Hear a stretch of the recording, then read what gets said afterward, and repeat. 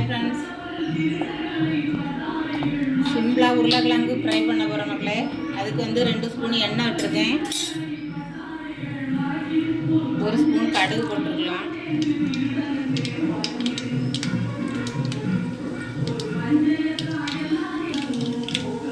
தேங்காய் எண்ணெய் தான் மக்களே நான் போட்டிருக்கேன்.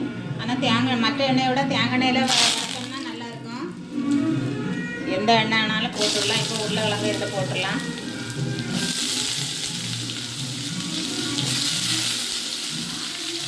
அவசரமாக நம்ம ஒரு சின்ன கூட்டு வைக்கணும்னா இதை வச்சிடலாம் பாருங்கள்.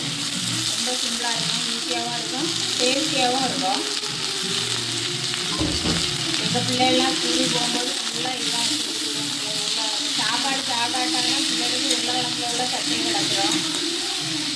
அதனால தான் இந்த கூட்டு வைக்கிறது.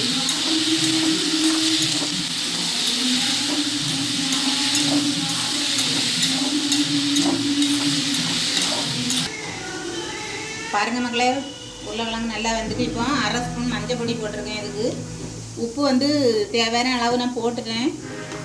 உங்களுக்கும் எவ்வளோ தேவையோ அவ்வளோ போட்டு விடுங்க மக்களே. இப்போ இதுக்கு தேவையான வத்தல் பொடியை போட்டுடலாம். 1 ஸ்பூன் வத்தல் பொடி. இவ்வளோதான் மக்களே இந்த உருளைக்கிழங்கு ஃப்ரைக்கு. இது கொஞ்சம் இந்த வத்தல் பொடி கொஞ்சம் பச்சை வாசனை போகிற வரைக்கும் நல்லா வதக்கிட்டு நம்ம எடுத்துட வேண்டியதுதான். பாருங்கள் மக்களே, உருளைக்கிழங்கு நல்லா வெந்துட்டு ரெடி ஆகிட்டு. இவ்வளோதான் இந்த உருளைக்கிழங்கு ஃப்ரை. இதே போல் நீங்களும் வீட்டில் ட்ரை பண்ணுங்கள். பண்ணிவிட்டு கமெண்டில் சொல்லுங்கள் மக்களே.